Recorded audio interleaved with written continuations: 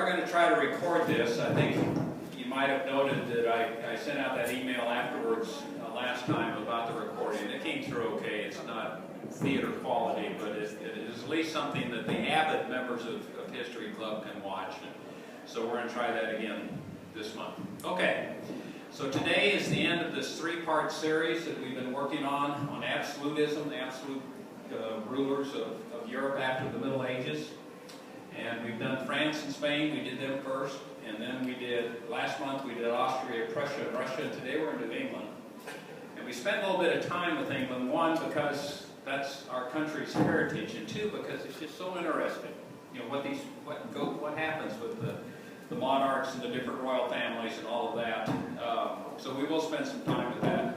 You're going to see some familiar names. You're going to hear some different things about some of those familiar names that you didn't know before. And of course I get hints from my fans about what I should talk about. So I'll try to include that stuff tonight too. So most of it's historically accurate as well. Okay, so you see on the slide our normal table of contents or our agenda. And we are down at the last here, so this will finish absolutism. And when we come back in January, we will do the Enlightenment, which is the period of time at the end of the age of monarchies where people start to, philosophers, figure out what is the best way to rule humankind. And of course the obvious answer is not by kings and queens. And so that's what the Enlightenment is about. It is the foundational, philosophical premise for our revolution. And our founding fathers are going to be reading the Enlightenment authors, and you'll see that when we get into that next month. Okay? All right. So, where we left England maybe a year ago when we were talking or at the end of the Middle Ages, we left off with Elizabeth I. And I have up there kind of a summary statement of what we talked about Elizabeth.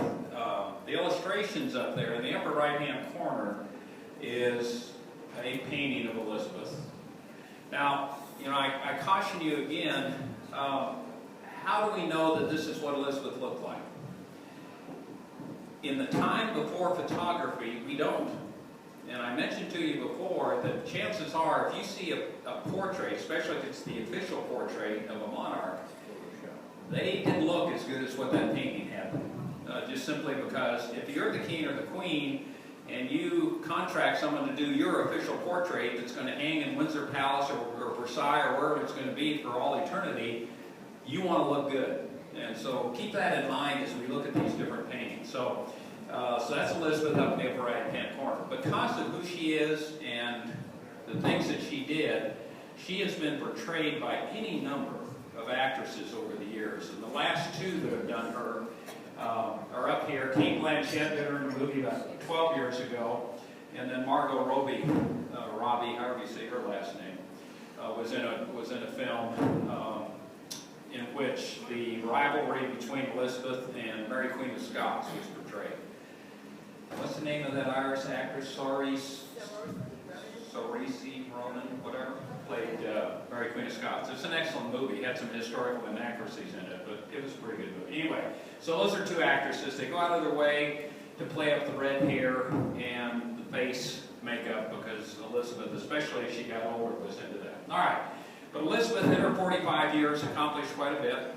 She gets credit for stability, the spirit of the Renaissance. The Renaissance is happening at this point in time, and she gets credit for encouraging it in England and forward-looking and all of that. Center of trade. England is going to become fabulous, not rich like what Spain was when they were getting all the gold from the Americas, but they are going to become fairly wealthy. It's under her sponsorship that starts. She does expand the Navy. She is the first one to really understand that if Britain is going to become a world power, being an island nation, they're going to need a strong Navy. So it's under her that the foundation for this is laid. So we have Sir Francis Drake and Sir Walter Raleigh and those guys who are starting to sail and establish the tendrils of control on the ocean, especially the Atlantic, that the British Navy is going to enjoy for centuries. They do establish trade in India, and we will get to the point where we talk about the 7 Years' War, the French and Indian War. Where's Mike Burke? How long did the 7 Years' War last? Trick question. 7 years, thank you. Okay, very good. You thought there was going to be a different question. That question may come later, but at least that wasn't the first one. Yeah, I know. So 7 years. Anyway, so at this point, it's under Elizabeth that England reaches into India to establish trading colonies, and 200 years later, they will have a conflict with France, kick France out of India, and that's when India firmly becomes, in the 18th century, firmly becomes an English colony. Church of England, remember it was her father, Henry VIII, that established the Church of England, took advantage of the Reformation, established the Anglican Church and the Church of England so that he could set the rules, and one of the rules was you can have a divorce, because I want to divorce Catherine of Aragon, and go on about my other 5 wives. And so when he died, his heir, Edward, took over, died a young man, and then his oldest daughter, Mary, took over, and she was Catholic. So there was a period of time after Henry died that England went back to being a Catholic country.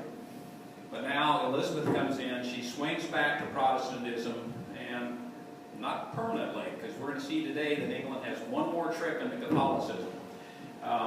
But she settles it for at least her 45 years that England is going to be a Protestant country. And then the last of the Tudor family to rule. The first Tudor was Henry VII after the War of Roses that ended after the 100 Years' War. Okay, Mike Burke, how long did the 100 Years' War last? 6 months. I know it wasn't 100. 116. Thank you, Mike. Good job. For those of you who have been attending History Club for a long time know that I try to work in the 100 Years' War pretty much every session to give Mike a chance to say time. So, and we appreciate that. So. Okay. Now, I mentioned that they defeated, I had up there in that slide that they defeated the Spanish Armada. This is Philip II. Philip II had aims to conquer England and make it part of the Spanish Empire.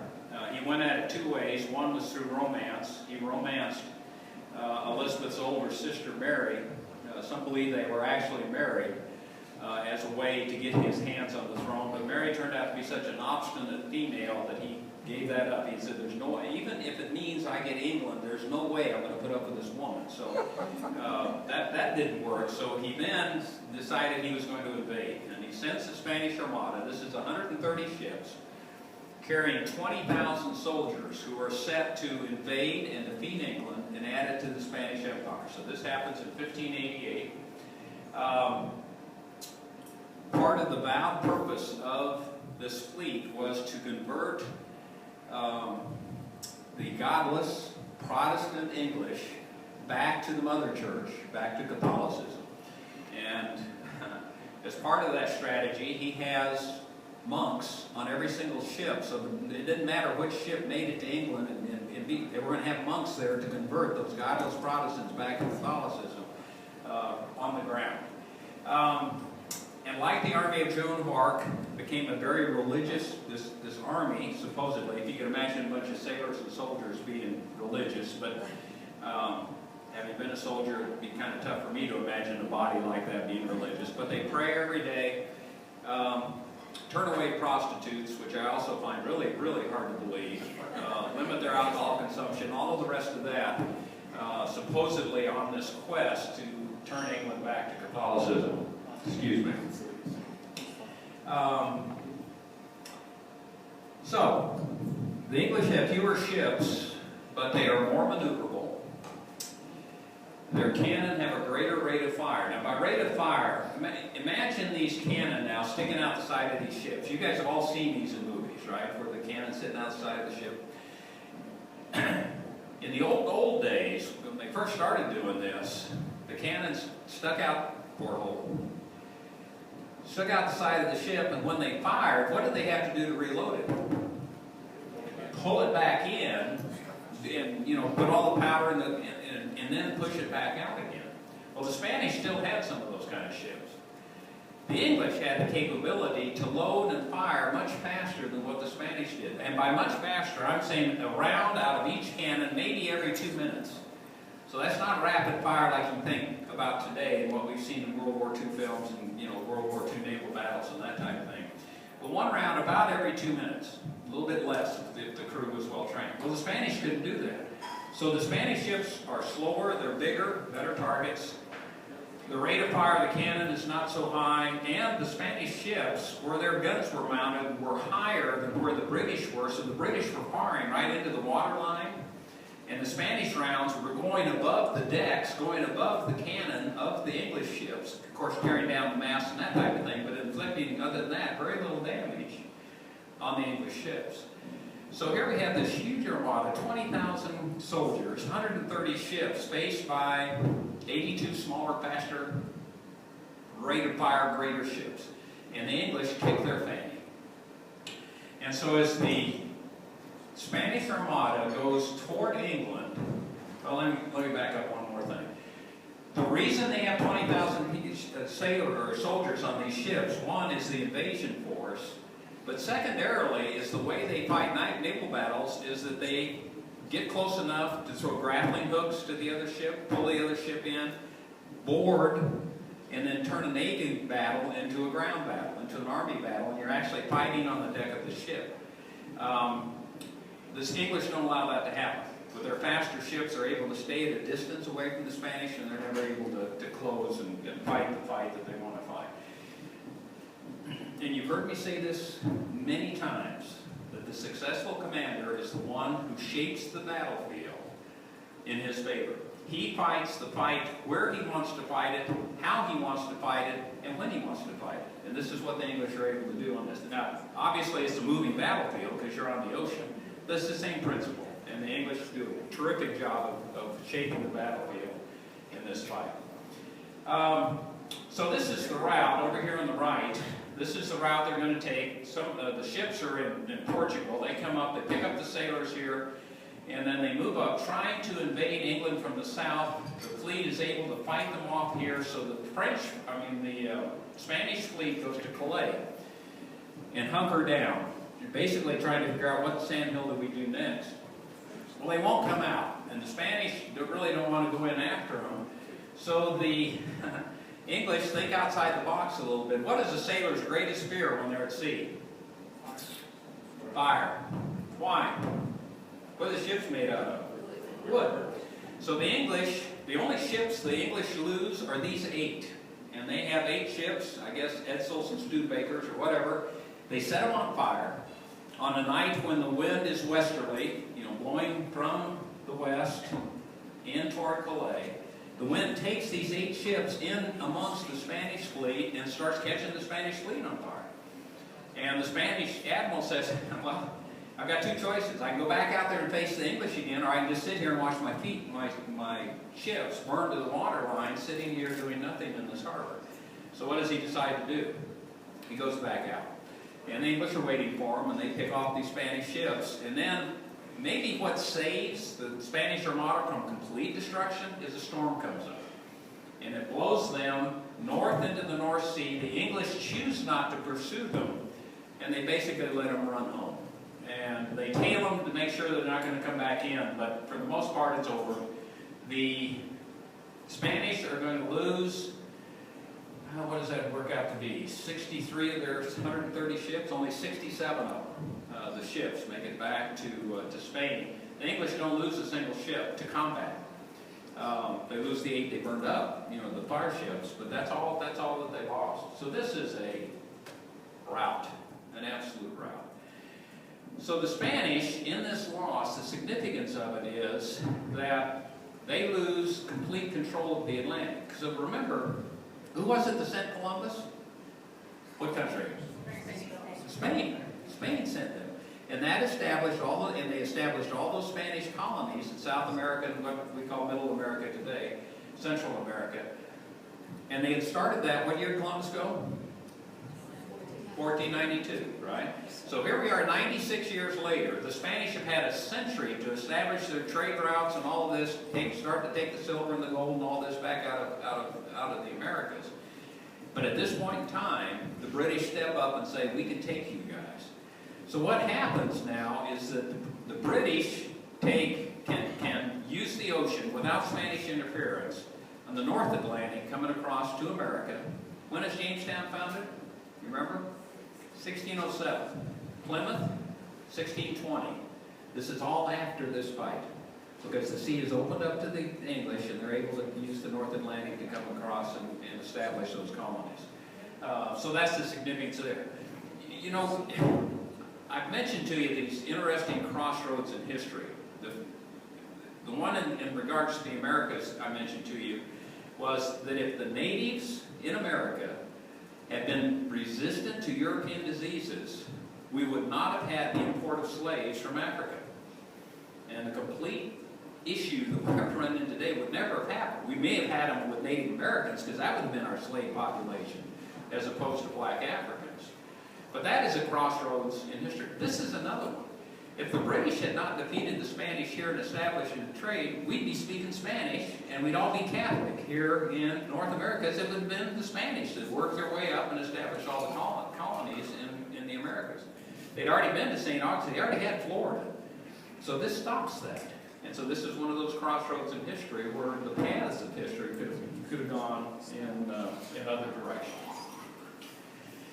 Okay, so that's just what I got one slide ahead of myself here, one slide behind. This is just basically an explanation of that and the establishment of the ability then of the English to settle in North America. And Queen Elizabeth is given credit. When the Spanish Armada comes in, she makes one of these very inspirational speeches. She actually goes down in all of her military regalia, whatever that might have been, and addressed the sailors of the fleet who were going to go out and do battle, because they knew this was coming. And the line that she uttered that has become attributed to her as probably her most famous line, I may be a weak and feeble female, but I have the heart and stomach of a king. Now go out and kick their butt. There are words to that effect. And so that's the famous speech that she gave that inspired the sailors to go out and win this fight. Okay, so Elizabeth is going to die. Was she married? No. Any heirs? No, none that are legitimate. So England has a problem. And so they hunt peck around, and they come up with the closest relative being her, I don't know, nephew, second cousin removed, something. James, who's the King of Scotland. This is the son of Mary Queen of Scots. Okay, so think about your family. All right, you're Elizabeth. All right, your dad has a sister. So think about your fraternal aunt. The fraternal aunt goes to Scotland and marries into the Stuart family. She has Mary Queen of Scots, which is Elizabeth's cousin. Mary Queen of Scots has James, all right, who is whatever that relation is to, you know, the son of your cousin. What does that make? Is that a second? Second cousin. Okay, so whatever that is to Elizabeth, that's what James is. So he's sitting there in Scotland. He's already the King of Scotland. He is the James VI of Scotland. He became. Remember, we already talked about Mary Queen of Scots, and those of you who are here, remember that when she is born, she is sent to France. Mary Queen of Scots. She's sent to France. Her mother stays behind to rule Scotland in her stead. When Mary, Queen of Scots, marries the Dauphin, which is the heir to the throne, she becomes the Queen of France. And then her husband, the King of France, has the audacity to die in a jousting contest when a splinter goes through his helmet and into his brain and he dies. So she becomes the ex-queen. They call it the Dowager Queen of France. And then Henry VIII dies, and she thinks that she's more, because she considers Elizabeth to be a bastard because of the divorce, because she's Catholic. And so she thinks she's the ex-queen of France and the Queen of England. And then she is old enough to go back and rule Scotland, so she becomes the Queen of Scotland too. So that's Mary Queen of Scots. Remember, we said that story. So, but there's an uprising led principally by John Knox, the Presbyterian minister, who turns Scotland Protestant chases Mary, Queen of Scots, out of the country, and she has to leave so quickly she leaves her son behind. He's at a different castle than she is when she gets chased out of the country. And so she leaves her 1-year-old behind. The 1-year-old is James the Sixth, becomes James the Sixth. He becomes king when he's 17. And remember, from Mary, Queen of Scots, she writes a letter. Mary, Queen of Scots is in exile in England. Elizabeth keeping her at a distance because Mary, Queen of Scots wants to be Queen of England. Mary, Queen of Scots writes a letter back to her son. She says, now that you're the king, please grant me the ability to come back. I don't want to rule, I just want to come back. And what does he tell her? No, you stay there, I don't want you in my country. And of course that breaks the mother's heart and all the rest of that. And Mary, Queen of Scots plots with Philip II to overthrow Elizabeth. And Elizabeth finds out about it, and what happens to Mary, Queen of Scots? Gets her head chopped off. All right, so we went through that before. So that's who this James is. So he has been the King of Scotland for 20 years by the time that Elizabeth dies, and he then is offered the throne by Parliament, and he accepts. And so he's the King of Scotland, James VI of Scotland, James I of England. Now, and he's not the author, he's the sponsor of the English translation of the Bible. Because this is after the Reformation. One of the moves of the Reformation was to put the Bible in the vernacular. Luther translates the Bible into German. And so James says, I need a Bible in English. And so there's a church group that he sponsors that then translates. So that King James version of the Bible that we all grew up with, the maketh and the leadeth and thous and these and all that kind of stuff, the King James version, that's why we call it the King James version. Not because he did it, but because it happened during his reign. Okay, not a pleasant fellow. Very arrogant. We've talked about this concept of divine right of kings, where these people actually believed that they were the king, the monarch, because God made them the monarch. And he is that in spades. And one of his famous quotations, even God worships a king. Wonder what that conversation was like at the end of his life, and the reckoning happened. And he has a lavish lifestyle. You can see by his dress there. I would say this looks like John Mundy when he shows up for golf because he's by far the spiffiest dresser in the room. So I say that as highly complimentary to John. Yes. So he's going to increase taxes. Where does the money come from?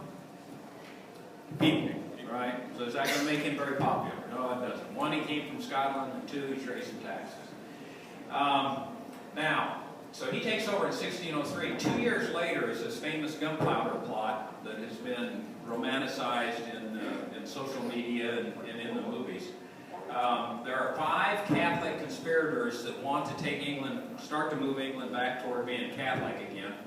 And so they have a plot to place, they find a cellar underneath the Parliament building, and they place kegs of gunpowder in this cellar with the goal of waiting until the king comes to address Parliament and then blowing the whole kit and caboodle up.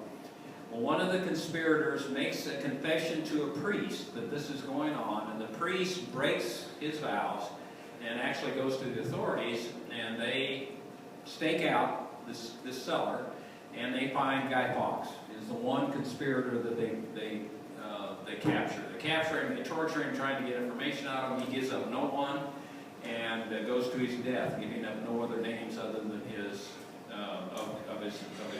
fellows.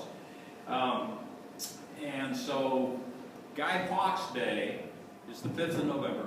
It commemorates the day of his capture and the end of this plot.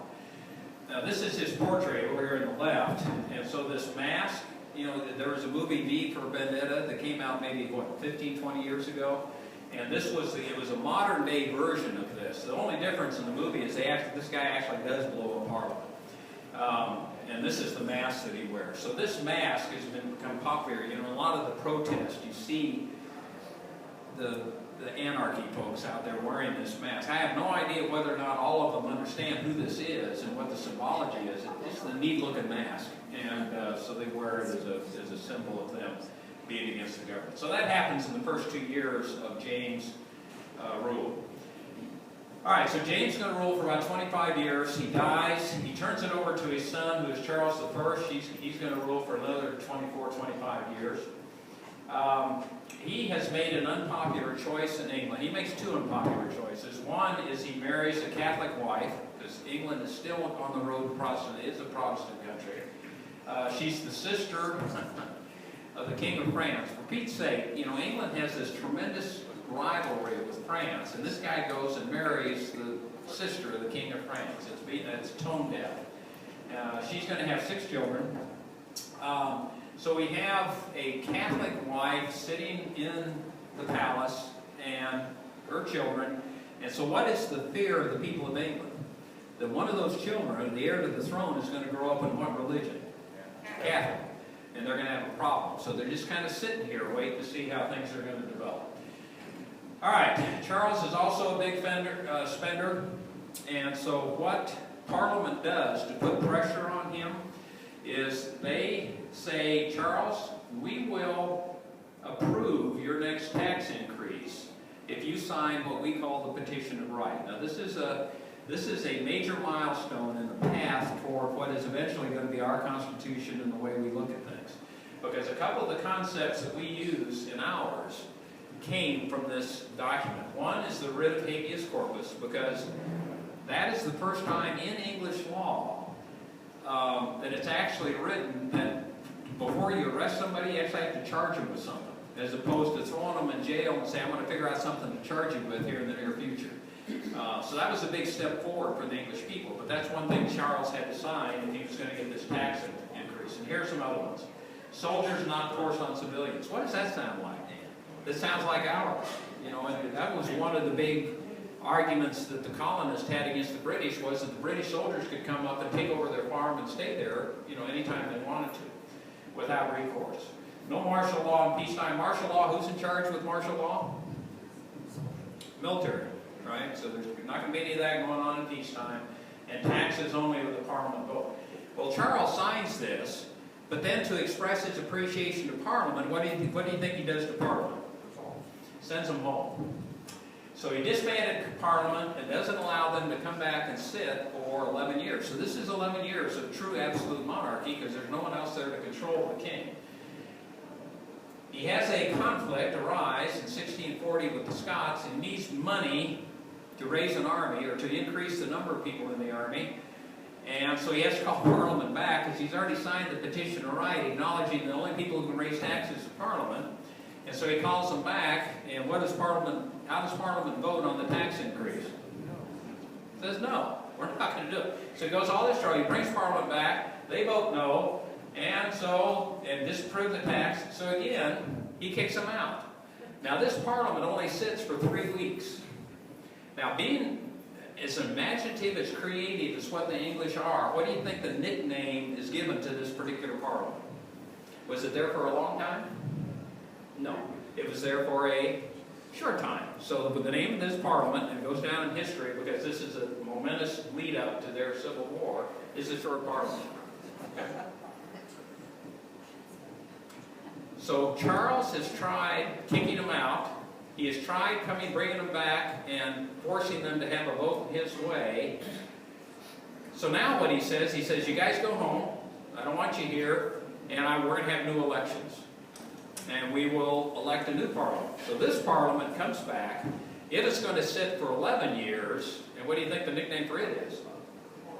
The Long Parliament. You can be English. So new elections for Parliament. They come back, and they are going to sit for 20 years. Are they going to be any more friendly to Charles, though? No. So he's sitting here. He has a hostile Parliament that's not going to go anywhere. So he says, okay, disbanding you didn't work. Keeping you out of London didn't work. Insisting on new elections didn't work. How about if I arrest the leaders of Parliament? So he does. When Parliament is in session, he actually sends soldiers into Parliament, violates, the ground, goes into Parliament, and arrests the leaders.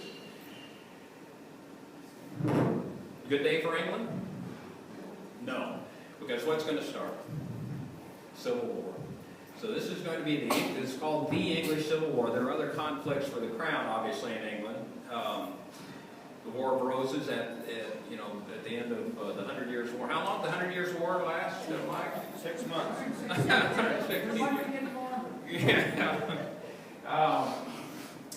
So we're going to have a civil war, and it's going to be between the people who support the king and the people who support Parliament. And that's, pretty simple. And they come up with some interesting nicknames. Anybody know the nicknames for the two sides? Just out of curiosity. Sometimes you guys surprise me with, you actually, it's like Jeopardy. But anybody know the name of these two sides? No? The side that supports the king is going to be called the Cavaliers. And of course, when I talk about the high school kids, they go, "Oh, Cavaliers, Cleveland Cavaliers, it used to be LeBron James," all that stuff. They got all excited because there was an NBA team fighting in the English Civil War. And the people who support a Parliament are called the Roundheads. You know why would they be called Roundheads? Boy, if that doesn't boil your blood and get you ready to go out in the battlefield, let's go fight for the Roundheads. Noblemen in England wore what on their head? Wigs, which concealed the shape of their head. Common people didn't wear wigs, so you could see that their head was round. Well, I tell you, those English, they are just so creative. Come up with this. So we have the Cavaliers. Let me go ahead and throw this next slide up so you can see the Cavaliers motto there. So we have the Cavaliers fighting for the king, and we have the Roundheads who are going to be supporting the Puritans and the people. So who's going to be the leader of the Roundheads? Obviously, Charles is the leader, kind of the Cavaliers. Who's going to lead the Roundheads? Come on, Glenn, you know the answer to this. Go ahead and say it. Cromwell. Thank you. Cromwell. Oliver Cromwell. So Cromwell is going to lead this group. It takes them a while to train it, because obviously it's just merchants and farmers basically who are coming together. It's kind of like our militia in the American Revolution coming together to fight this Civil War. The army is going to be, for the most part, there are some soldiers who desert and become members of the Roundheads, but for the most part the army stands with the king. And the famous red coats that the British wear are worn at this time, one, to identify the king's army, and two, as a psychological thing to conceal wounds. Because if you bleed on a red coat, you say, "God, I swore I hit that guy when I shot." So it's kind of supposed to be kind of a discouraging thing for the other guys to be shooting, and supposedly having no effect on the opposing soldiers. So that's where the red coat business came from. Red coats, by the way, if you're playing, capture the flag or whatever, don't be on the red coat team, because the visibility, it's easier to see the guys in the red coats too, so there's disadvantages with it. And so, was that an advantage or a disadvantage to the British fighting the Patriots as they're shooting from behind trees in the American Revolution? No, didn't work out. So, here's Cromwell. His famous saying is, "Fear God and keep your powder dry." Because he's very religious, but he's emphasizing here that it's one thing to trust in God, but you guys got to do something on your own too. And keep your powder dry means, of course, you can't shoot your weapon. Back then, you couldn't shoot your weapon if your powder was wet.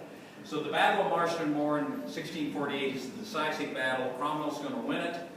Charles is embarrassed, and he's captured. And so Cromwell and the Roundheads actually offer him the opportunity to be king again. They say, we think the monarchy's the best way to go. We just want you to be an enlightened monarch. We want you to be one of these kings we've talked about before, that you get up in the morning and say, "What can I do for the people of England today?" as opposed to, "What can I do for Charles today?" That's all we want.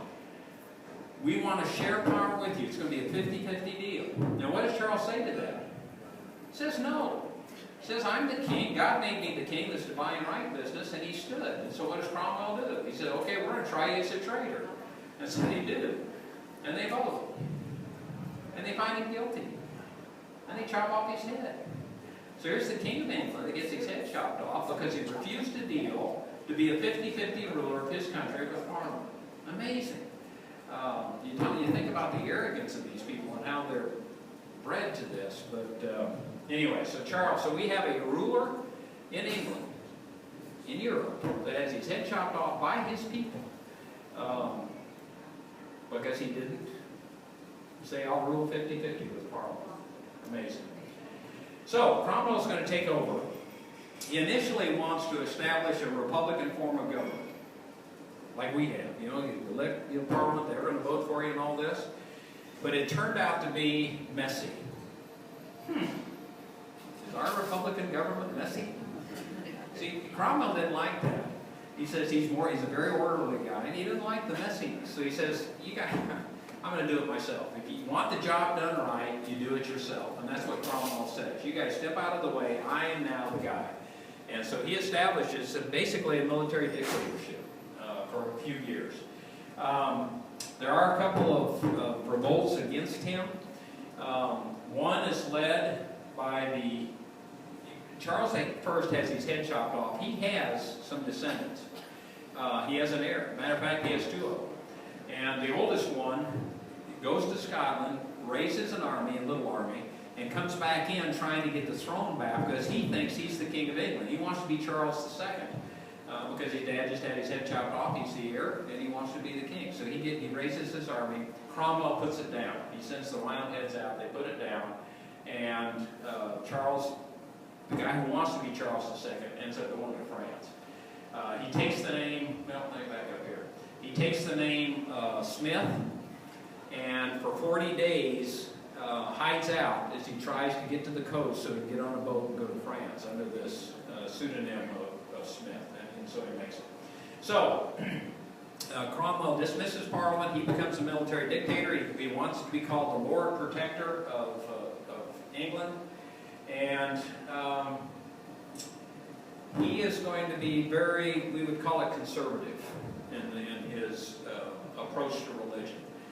Glenn pointed out something to me I did not know about him, is that in one of these years where he rules, there is no Christmas.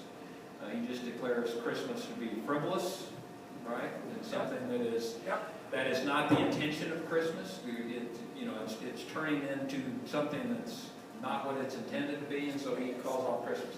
He closes taverns, he closes theaters, he closes horse races. Now, calling off Christmas is one thing, but closing taverns and theaters and horse races, is that going to make him popular as a king? No. And so, or as Lord Protector. He is going to die, so he's going to rule for 9 years, and he's going to die, and he bequeaths this title to his son. It's going to be an inherited thing, but his son isn't up to it. His son is not Oliver Cromwell. And so Parliament has the power to kick him out after a couple of years. So now Parliament is back in control. All right.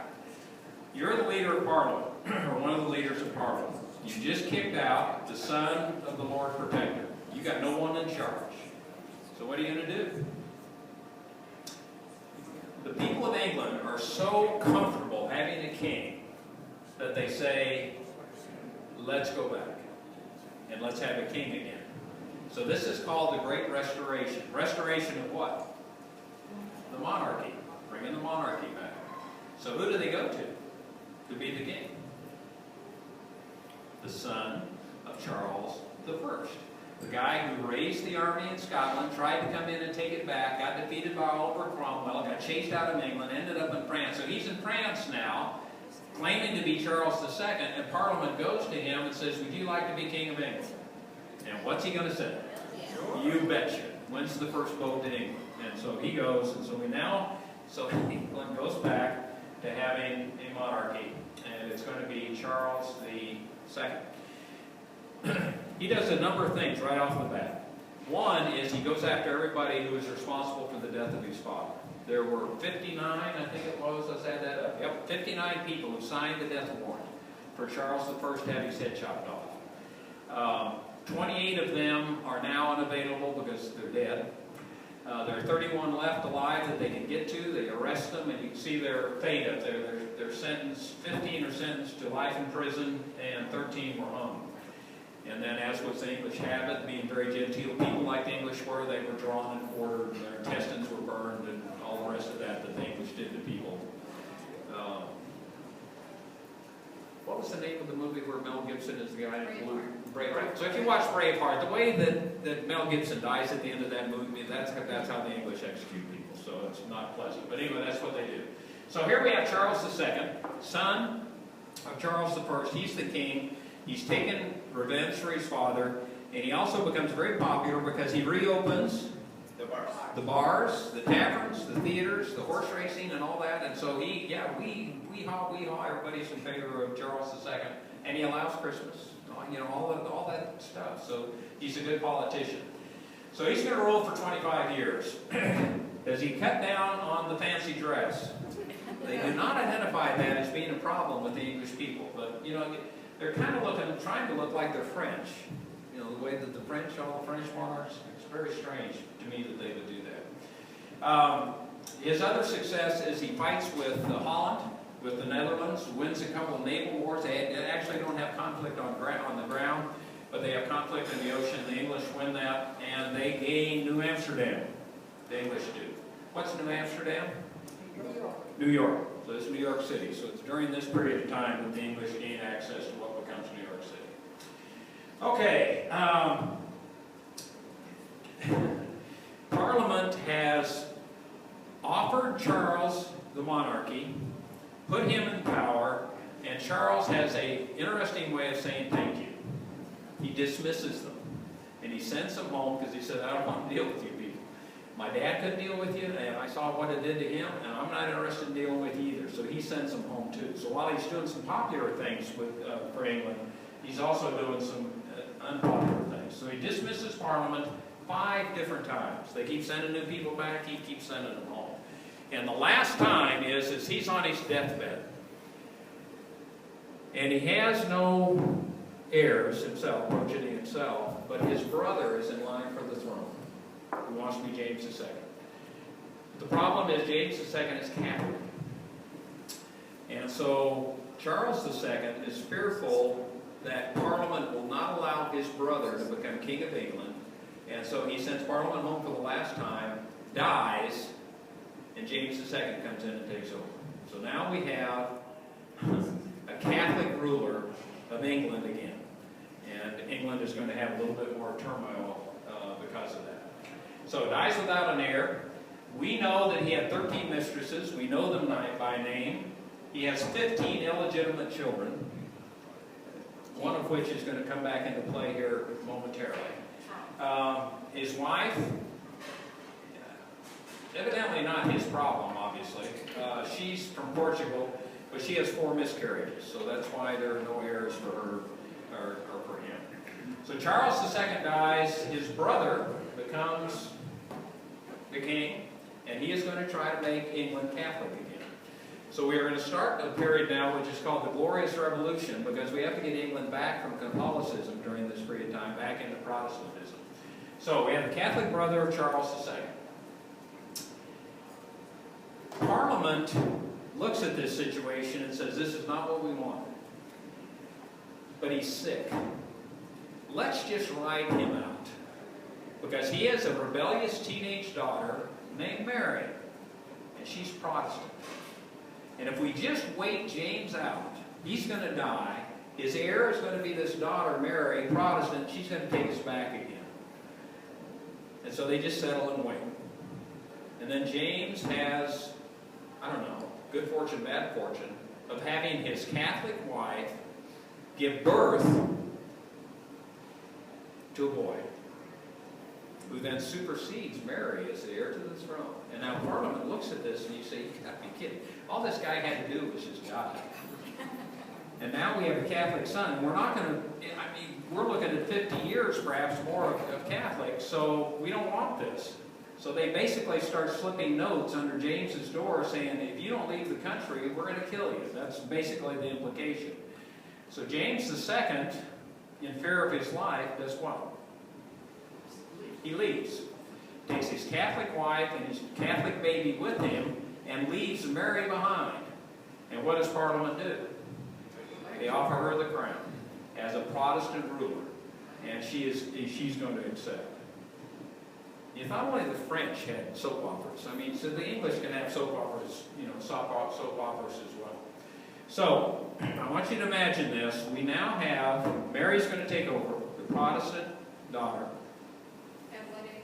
What about age was She's about 20 at this point in time. And in France, we have the Catholic James II, who still thinks he's the King of England. All right, so just keep James II in your mind. He's sitting here in England. Well, we have Protestant Mary. Protestant Mary is going to marry, marriage. Who's she going to marry? What's the famous two-word ruler team for William and Mary? She marries William from the Netherlands. And so this is going to be William of Orange that she marries. So this becomes the William and Mary matchup, that you've heard of, or maybe you didn't recognize it perhaps, but this is what this is. So we have Protestant Mary, who's married to Protestant William from Holland, and they are going to rule as this tandem for 13 and 16 years. You'll understand that here in just a second. Now, she is very appreciative to Parliament doing this for her, so she cooperates with Parliament. This is the beginning of the golden age of cooperation between Parliament and the monarchy, because she realizes she's going to be a 50-50 ruler with Parliament.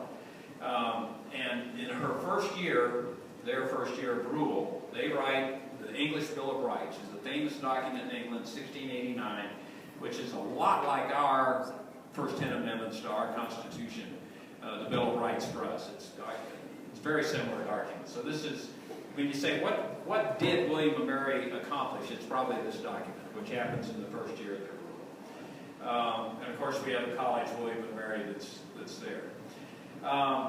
Louis XIV offers James II, remember James II, Catholic guy, still thinks he's king over there in France, an army. And so he invades, James with this French army invades England to try to defeat William and Mary. William goes out, defeats him, and James returns to France, and he never comes back. Mary is the first of the two to die, so she only is around for 6 years. She dies in 1695, and then William dies in 1702. And I'll get into what happens after them here in just a second. But I'll wrap this up with just some interesting things that happened during this period of time that you've heard about, but I want to just put them in time-specific status for you. The London Plague happened. You always hear about we always know about the Great Plague, the Black Plague that was in Europe in the 14th century. The plague never leaves Europe. The plague continually visits Europe. If you read any of the Ken Follett books, about England and all of that, they had the plague go through those things, those villages all the time, and that's an accurate reflection of what was going on. So London, a plague killed 75,000, which is about 30% of the population at that point in time, so a little bit heavier than COVID. And then there's the Great Fire that happens right after the plague, and they let it burn. They basically think that if we just let it burn, it's going to burn out the plague and we'll get rid of it. And so this is when London goes from being based on structures made out of wood to structures made out of brick. All right, so if you you can see the really old buildings in London today, of course, are the ones that are made out of brick, because that's just the architectural style that they went to. This is an interesting little sidelight about how particular the English are. Duke of Monmouth, he's one of the 15 illegitimate children of Charles II. He rises up against James II because he wants to be the king. And so he takes a rebel army, he's killed, or he's executed afterwards, took 5 strokes of the axe, chop off his head, so evidently he didn't tip the executioner. But when I don't know who keeps track of this stuff, somebody in Whitehall must keep track of this stuff in London. But they found out that he's used his he's an heir to the throne, technically, and he hadn't had a painting done. So they literally dig him up, sew his head back on for this painting, make his painting, chop his head off again, rebury him, and that's the end of the Duke of Monmouth. So this is his portrait, and if you notice, his head is kind of looking out over his right shoulder here a little bit, rather than being straight on. And that's because they kind of sewed his head on a little crooked, when they got ready to do his portrait, and that's how that happened. English are quaint people. I mean, they're just fascinating. Okay, now then, Queen Anne. So when William and Mary die, there are no male heirs, but there's a female, and that's Anne. And so she takes over. She's going to rule for 12 years. She has 15 kids with her husband, a prince from Denmark, but none of them live. None of them survived being an infant. Now, if you saw, this is Olivia Colman, who's an actress. You know, she's in The Crown now. She made a movie, what, 2 or 3 years ago. She won an Academy Award. Supporting actress, I think, in that one. Anyway, it's called The Favorite, and this is she portraying Princess Anne. Well, at this point in time, it's Queen Anne. She portrays her as kind of a quirky. She had rabbits. If you saw this movie, you know, they portray Queen Anne having rabbits all running around the palace, and it's a very strange lady. Anyway, so when she dies in 1714, there are no heirs. So again, they got to hunt, peck around, finding the heir. You know, this business of being ruled by a monarchy is complicated, right? You got to figure out who's going to be the next monarch. So, in France, remember we have James II, the Catholic guy over there? Well, he's passed away, but his son is still there, and he's calling himself James III, even though he technically isn't. And so Anne, on her deathbed, appeals to him to come back and say, you can be the King of England if you give up Catholicism and become a Protestant. Now, we've had a king of France, Charles, who said Paris was well worth a mass, meaning I'll go from being a Protestant to Catholic if that's what it takes to rule France. This guy offered the same opportunity, except going Catholic and Protestant. He says, no. I'd rather be a Catholic living as James III in France than being the actual king. So they're left with hunting down the next known relative, and the next known relative is the granddaughter of James I, who had married into the German line. So we're going to bring a German guy to rule England, and his name is George I. So we're going to start the Hannoverian Rule here. Class act. When he leaves Germany for England, he puts his first wife in prison and leaves her there, supposedly for adultery. She's going to be in prison for 32 years. And he brings to England his second wife and 2 mistresses. And he doesn't speak English. So you have the King of England who doesn't speak English, but he speaks German. 32 years later, his wife writes a letter from her deathbed, and basically cursing him out for what he did to her. And supposedly, the legend is he dies of remorse the next day in the arms of his mistress. But that doesn't, you know. Now, so his son George II is going to become the King of England, and he has a German wife as well. I'm going to leave it there. This is almost too much to bear. The next guy, though, is going to be George III. We know George III because of what? American Revolution. So we're getting closer, all right, the American Revolution in February, I guess, when we're going to do the American Revolution. So the next time we'll get back into the kings of England in any meaningful way is going to be with his son, George III, who's going to be the revolutionary guy. The thing about wigs, you know, it becomes a fashion statement back then, but just imagine the sanitation dilemmas with wigs. Let's go to, I'm talking about this, I'll get back up to this one in a second. They had wig snatching, you know, because they cost a lot of money. And people would be walking down the streets and guys come up and grab their wigs off their heads. British officers allocated 2 pounds of flour a week to powder their wigs. And some wigs caught on fire because, you know, tabards and everything are lit by candles, and you're leaning too far back and your wig catches on fire. And because there was so much lice in them that most people were bald, they just shaved their heads underneath to cut down on the lice. And, you know, this fashion is tough. And then if you've heard about the Black Hole of Calcutta, that came from India, 146 soldiers captured in a rebellion by the Sherpas in India, imprisoned overnight in a 20-foot square room. So you just figure 20 feet is from me to Jack, and then over here a little bit past BD over here. So if you have 146 people in India now, you guys have been to India, hot, humid, and all the rest of that, and how many of them, none of them survive, or 23 survive. And then this is the carriage that Queen Elizabeth rides around in there once in a while when she wants to make the people really upset with her about why we still have a monarchy. And but this carriage was created during this time frame.